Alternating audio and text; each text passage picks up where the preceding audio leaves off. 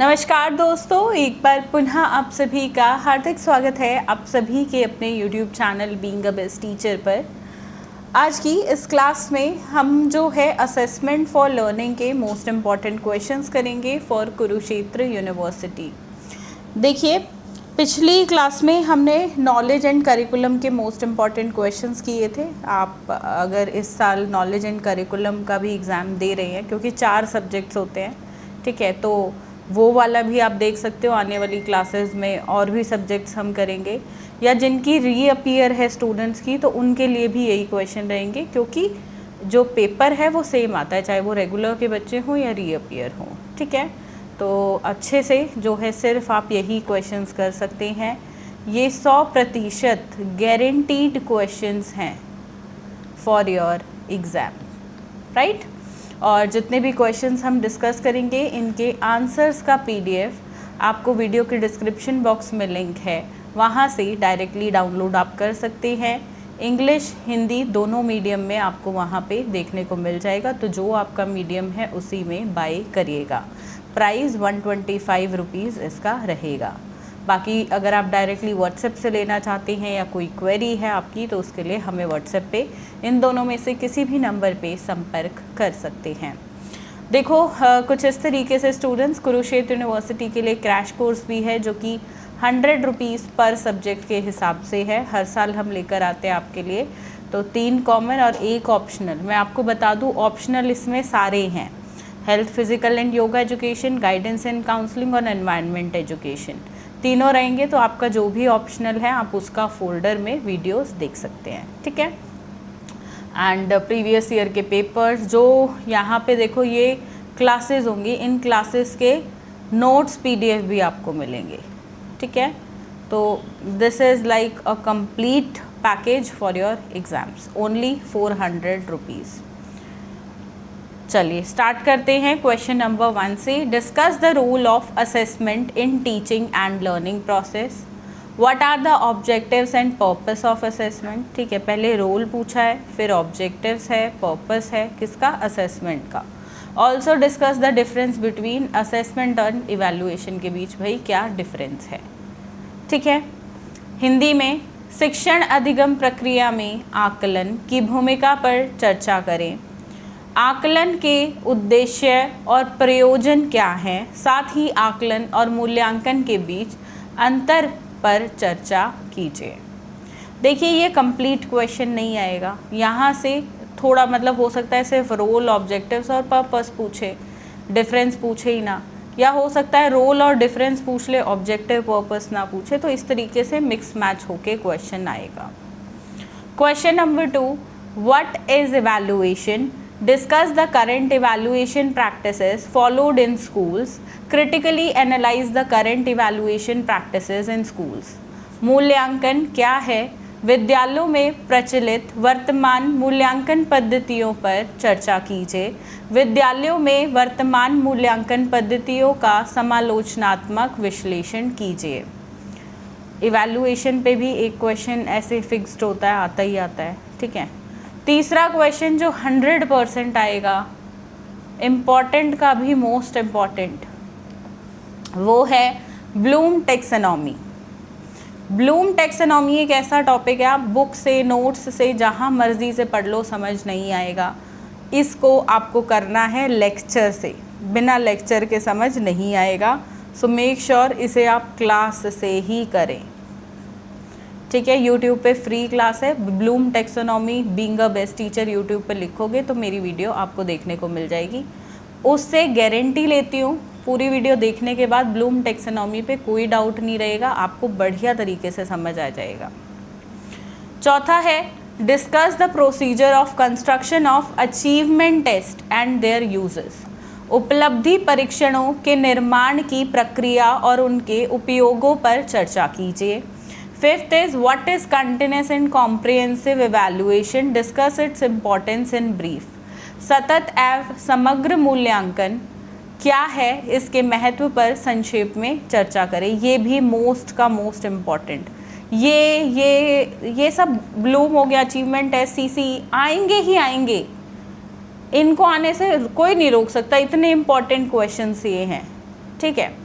Sixth है collaborative और cooperative बताना है। देखो ये दोनों साथ में भी आ जाते हैं, कभी कभी अकेले भी आ जाते हैं, और कभी कभी 16 में ना आके 4 में भी आ सकते हैं। ठीक है, तो इनका थोड़ा ऐसा ही रहता है, 4 में आ गए, 16 में आ गए, इकट्ठे आ गए, अकेले आ गए। ठीक है, तो इस चीज़ का ध्यान रखिएगा। तो ये भी अगेन इम्पॉर्टेंट ही है। ऐसे मतलब आएगा ज़रूर, चाहे 4 में आए या 16 में आए, पर आएगा ज़रूर। सहयोगात्मक और सहकारी अधिगम पर संक्षेप में चर्चा कीजिए। 7वां प्रश्न है what are the tools for reporting students performance, briefly explain along with their uses. यानी कि विद्यार्थियों के प्रदर्शन की रिपोर्टिंग के लिए कौन कौन से उपकरण हैं, उनके उपयोगों सहित संक्षेप में व्याख्या कीजिए। ये 16 नंबर का प्रश्न है। कई बार ना सिर्फ टूल्स पूछ लेता है 4 मार्क्स में। कहने का तात्पर्य है कि भैया 16 नंबर के जो प्रश्न है ना, यहीं से ही टुकड़ों में 4 नंबर के क्वेश्चन बनते हैं। ऐसा नहीं है, 4 नंबर के बहुत स्पेशल ही होंगे, एक आधा हो सकता है, बट ज़्यादातर क्वेश्चन 16 वाले ही 4 में भी पूछे जाते हैं। पूरा नहीं, बट थोड़ा सा वहाँ से जो है पूछ लिया जाता है।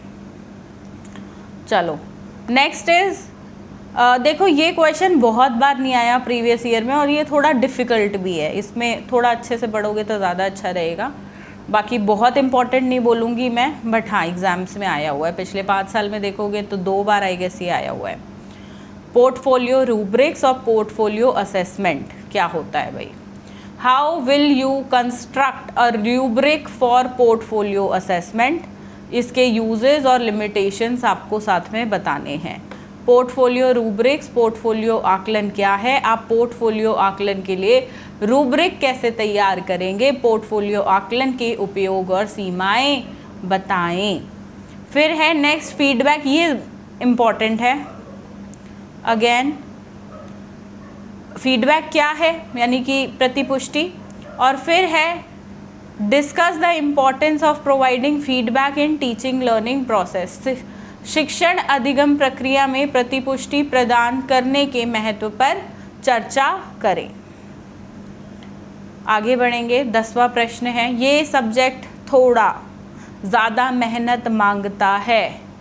नॉलेज एंड करिकुलम के मुकाबले इसमें ज़्यादा मेहनत है और आसान सब्जेक्ट नहीं है ये वाला। इसके बाद सेकंड डिफ़िकल्ट सब्जेक्ट है क्रिएटिंग, थर्ड है नॉलेज, फिर फोर्थ ऑप्शनल वाला आसान रहता है। ठीक है, तो इसमें और क्रिएटिंग वाले सब्जेक्ट में थोड़ी ज़्यादा मेहनत बाकी 2 सब्जेक्ट से लगेगी। और रीअपियर भी इन्हीं में, इस सब्जेक्ट में सबसे ज़्यादा रीअपियर आती है सेकेंड ईयर में, असेसमेंट फॉर लर्निंग।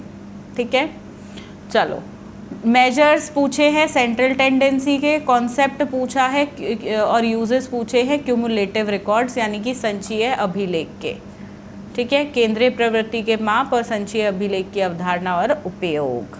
11वां प्रश्न है what do you understand by quantitative and qualitative evaluation, यानी कि गुणात्मक और मात्रात्मक मूल्यांकन से भाई आप क्या समझते हो। इसको भी प्लीज़ इम्पॉर्टेंट मार्क कर लो। और मैं बता दूँ ये 16 और 4 दोनों में आ सकता है। 4 मार्क्स में आया तो सिर्फ पूछ लेगा क्वांटिटेटिव इवैल्यूएशन का कॉन्सेप्ट बताओ ये क्या है। ठीक है, ऐसे करके। चलो 12th क्वेश्चन है डायग्नोस्टिक टेस्ट पे, अगेन इम्पॉर्टेंट। इसके स्टेप्स पूछता है कंस्ट्रक्शन के, इसकी यूजेस और लिमिटेशंस, यानी कि निदानात्मक परीक्षण क्या है, निदानात्मक परीक्षण के निर्माण के चरण क्या हैं और निदानात्मक परीक्षण के उपयोग और सीमाएं। 13वां प्रश्न है ग्रुप डायनामिक्स में। देखो ये क्वेश्चन 16 में कम आता है, 4 नंबर में ज़्यादा आता है। 16 में आई गेस ये पिछले 5 साल में एक आध बार ही आया होगा। ज़्यादा इम्पॉर्टेंट ये 4 नंबर के हिसाब से है। क्या होता है मीनिंग बताना है, फिर नेचर है, फिर फैक्टर्स जो इसको अफेक्ट करते हैं। हिंदी में इसे बोलते हैं समूह गतिकी। ठीक है, अगला प्रश्न है ग्रेडिंग और ग्रेडिंग सिस्टम क्या होता है, इसके ऑब्जेक्टिव्स। और ये भी 16 या 4 किसी में आ सकता है, 50-50 चांसेस है, बट हाँ आएगा ज़रूर, तो इम्पॉर्टेंट ही मार्क कर लो। 15वां प्रश्न है discuss the objectives of assessment with reference to diagnosis of learning difficulties. बहुत इंपॉर्टेंट क्वेश्चन नहीं है, एक आध बार आया हुआ है, तो पिछले 5 साल के पेपर्स में ये था, तो इसलिए इसको इम्पॉर्टेंट क्वेश्चन में इंक्लूड किया। आप करना चाहें तो कर लो, otherwise if you want to leave you can skip as well. सिर्फ एक नज़र मार लेना। अधिगम कठिनाइयों के निदान के संदर्भ में आकलन के उद्देश्यों पर चर्चा कीजिए। अब ये 15 प्रश्न थे, यही 16 नंबर के हैं और यही 4 नंबर के भी हैं, ठीक है। थोड़े से जो 4 नंबर में अलग से पूछ लिए जाते हैं, अलग से मतलब डिटेल में, स्पेसिफिक, थोड़ा डेप्थ से। जैसे यहाँ पे सीसी के मेरिट, डीमेरिट या करेक्टरिस्टिक्स वगैरह ना पूछ के प्रॉब्लम पूछ लिए जो टीचर्स फेस करते हैं सीसी में। तो ऐसे जो 4 नंबर में स्पेसिफिकली आते हैं, अब वो डिस्कस करेंगे हम, ठीक है। और आप देखो कौन कौन से हैं। सेकंड है measures of representing data graphically, फिर है nature of objective type questions, sociometric techniques, relationship between assessment and evaluation, measure of variability, descriptive statistics, norm reference testing and criterion reference testing, concept and types of graphic representation of data, cumulative records, और हिंदी में कुछ इस प्रकार से। साथ में एक question 16 number में आता है आपका मीन मोड मीडियन निकालो, सेंट्रल टेंडेंसी वाला जो बेसिकली हो गया, ठीक है। तो मतलब एक सॉल्व करने वाला आपका स्टैटिस्टिक्स वाला क्वेश्चन रहता है, या डाटा दे देगा हिस्टोग्राम के बेसिस पे, ऐसे कुछ। तो एक वो क्वेश्चन भी आता है, चॉइस में होता है, तो थ्योरी वाला भी कर सकते हैं, और जिनका मैथ्स अच्छा है तो वो स्टैटिस्टिक्स वाला भी कर सकते हैं, ठीक है। तो ये आपके ऊपर है, आप कौन सा सेलेक्ट करते हैं। हमने यहाँ इम्पॉर्टेंट क्वेश्चन में स्टैटिस्टिक्स का क्वेश्चन नहीं डाला है, क्योंकि ज़्यादातर स्टूडेंट्स जो हैं इसी को स्किप कर देते हैं। बट अगर आपकी मैथ्स अच्छी है तो स्टैटिस्टिक्स वाले क्वेश्चन ही करिएगा, ठीक है। चलिए, बाकी crash course is going to help you a lot. मैं 2 ही चीज़ें बोलूँगी यहाँ पे। कोई चीज़ कई स्टूडेंट्स लिख देते हैं, मैम आप तो बैच का प्रमोशन कर रहे हो, वो लेने को बोल रहे हो, मत लेना। मेरा काम है बताना, मैं वो करूँगी। आप क्या यहाँ पे 100 रुपये लगेंगे क्रैश कोर्स में, 125 रुपये इम्पॉर्टेंट क्वेश्चन आंसर PDF, 225 रुपये में you are completely ready for 1 paper. अगर बाई चांस रीअपियर लगती है कुरुक्षेत्र में, आप फर्स्ट ईयर में आपने देखा होगा, हो सकता है आपके साथ हुआ हो या आपके दोस्तों के साथ हुआ हो, यू नो सिस्टम क्या चल रहा है यूनिवर्सिटी में। अगर लगती है तो फिर रीअपियर, और रीअपियर में आपका एग्ज़ाम फॉर्म का पैसा, फ़ी लगेगी, आपका आने जाने में कन्वेंस लगेगा, दोबारा एग्ज़ाम दोगे तो, और प्लस टाइम जो वेस्ट होगा, वेटिंग पीरियड। तो ये सब अच्छा या ये अच्छा,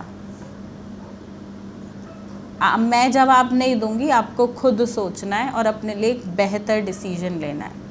आप वो रेगुलर पब्लिकेशन जो यूनिवर्सिटी में चलता है, जो आपके कॉलेज ने बोला होगा इसकी बुक्स लो, नहीं पढ़ना है। क्योंकि आप रेगुलर अगर क्लास ले रहे हो कॉलेज जाके, वो बुक तभी हेल्प करेगा, वो एक टेक्स्ट बुक का काम करता है। अदरवाइज़ खुद बिना क्लासेस लिए सिर्फ एग्ज़ाम देने जा रहे हो, नॉन अटेंडिंग स्टूडेंट हो, उस बुक को साइड रख देना, उससे मत पढ़िएगा।